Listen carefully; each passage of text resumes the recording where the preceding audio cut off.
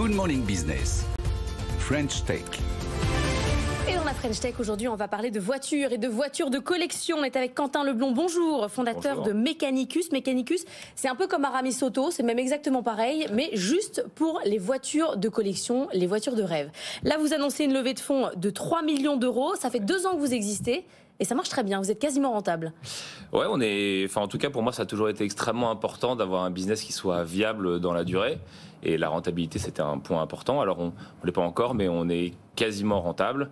Et effectivement, ça prouve que c'est un business qui est pérenne. Et je pense que c'est un bon élément d'avoir des bases solides avant de vouloir grossir très fortement. Donc oui, c'était un point important pour nous. Alors vraiment, si vous aimez les voitures, venez sur le canal 24 de la TNT, RMC Découverte, parce que les voitures présentées, elles sont juste dingues. Elles sont dingues. Bah, et vous avez créé un écosystème, c'est-à-dire que vous rachetez les voitures, vous les remettez en état et vous les revendez à des particuliers. En plus, vous avez créé un lieu dans le 14e à Paris, House of Mecha, où vous réunissez les passionnés, vous partagez, et puis d'ailleurs vous accueillez des startups de l'auto. Dans ce lieu, Laure le disait, vous êtes rentable et vous visez déjà 15 millions de chiffre d'affaires en 2023. Il y a vraiment un public pour des voitures d'occasion, de collection. Hein. Ouais, c'est énorme. Enfin, après, ça dépend toujours de la catégorie. Il y a des voitures qui sont plus ou moins regardées par des populations plus ou moins jeunes. Mais les voitures qui marchent vraiment très bien sont ce qu'on appelle des young timers, donc des voitures des années 80, des années 2000. Mais ça peut plus rouler, ça. Quand on l'a retapé, j'ai bien compris. Mais en ville, avec les zones de faible émission et tout ça, c'est fini. Alors, désolé de vous casser un peu l'ambiance. C'est vrai que s'installer à Paris, la ville qui déteste le plus les voitures au monde, je pense que c'est assez ambitieux déjà. Mais disons que si on réussit à craquer le modèle dans Paris, qui est une ville quand même assez autophobe, il n'y a pas de raison qu'on n'y arrive pas ailleurs. Ça, c'est le côté alors, comment vous faites? Vous les rétrofitez? Non. Alors, le rétrofit, c'est pas du tout ma cam.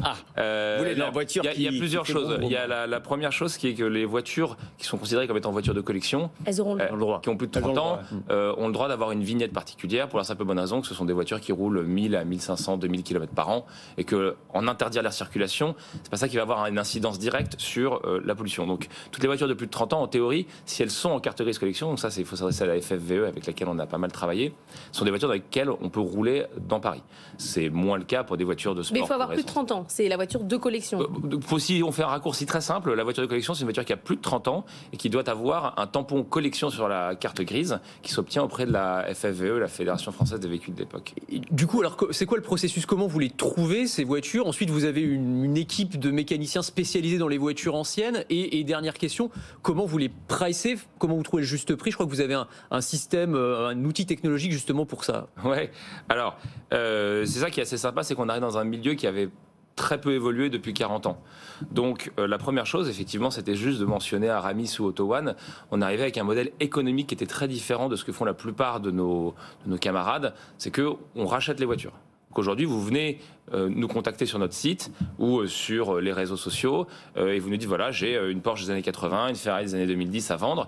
On est capable en 24 heures de vous faire un pricing et de vous faire une offre de rachat. Alors évidemment, modulo le fonds de roulement qu'on a à disposition parce que c'est un métier qui est assez onéreux en termes de capitaux. Mais voilà, nous, notre modèle économique, c'est vraiment être propriétaire de nos autos pour résoudre le problème principal de ce marché qui est un problème de confiance.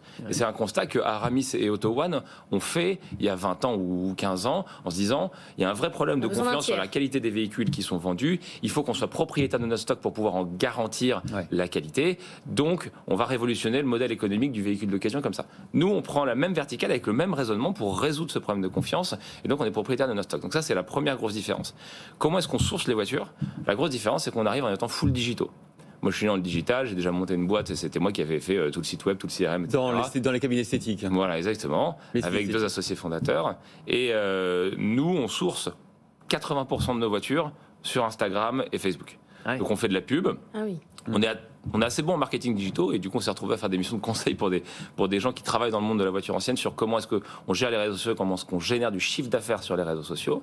Et nous, on source une très très grosse majorité des voitures qu'on va vendre via les réseaux sociaux. Vous les démarchez en fait on fait de la pub en disant aux gens, si vous avez une Porsche, une Ferrari, une Jaguar, une Mercedes, que sais-je, à vendre, on est capable de vous faire une offre de rachat. Mais est-ce que vous allez jusqu'à ce que dit Anthony, c'est-à-dire vous voyez Jean-Pierre avec sa Porsche sur Instagram et vous lui dites, elle est pas mal, on pourrait vous la racheter à tel prix? C'est pas scalable. C'est la suite. C'est pas du tout.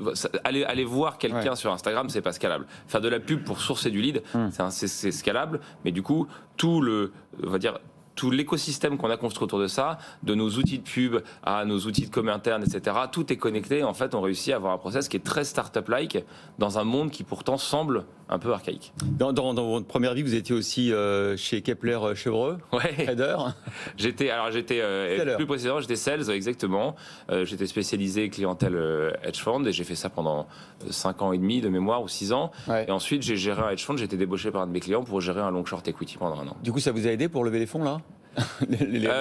Alors, être sales ou gérant et pas d'un aide particulier. En revanche, avoir des connaissances en finance et être capable de présenter un business model, un BP propre et de savoir ce que c'est un bilan et un compte de résultat, ça c'est une évidence que c'est un atout. Mais qui est entré dans le capital du coup? Alors, je vais pas dire que je suis anti-VC, mais le discours d'avoir un business qui est un peu plus brick and mortar, quand bien même il est digital, et d'avoir un focus rentabilité rapide avant de vouloir faire de la croissance, whatever the cost, n'était pas un discours très sexy auprès des VC il y a 12-18 mois. Bon, on va dire que le mood a un peu changé quand même, on va pas se mentir. Mais du coup, moi, j'ai fait surtout rentrer des business angels. Ah oui. Très franglais. Je ne sais pas si vous parlez comme ça dans le business de non, mais il faut l'automobile. Mais on arrive à suivre. Mais les 3 millions d'euros, c'est pour augmenter le volume de véhicules, aller en chercher à l'étranger. C'est vraiment pour acheter plus de voitures? Alors, en grande partie, parce que comme on le disait, c'est un métier qui est assez consommateur de capital. Maintenant, je fais attention à mes franglais. Voilà. Donc ça, c'est évidemment, c'est une des premières raisons. La deuxième, c'est la croissance. Donc faire de l'acquisition, faire augmenter la taille des équipes, et puis lancer House of Meca. Notre premier métier, c'était vraiment révolutionner l'achat-vente. Le showroom. Voilà, et House of Meca, qui est maintenant le lieu de vie qu'on a ouvert, qui est dédié à la passion auto et moto. Ouais. Et on a eu beaucoup de travaux à faire, etc. Donc la levée faisait aussi partie des financements. Merci beaucoup, Quentin Leblond, fondateur de Mecanicus.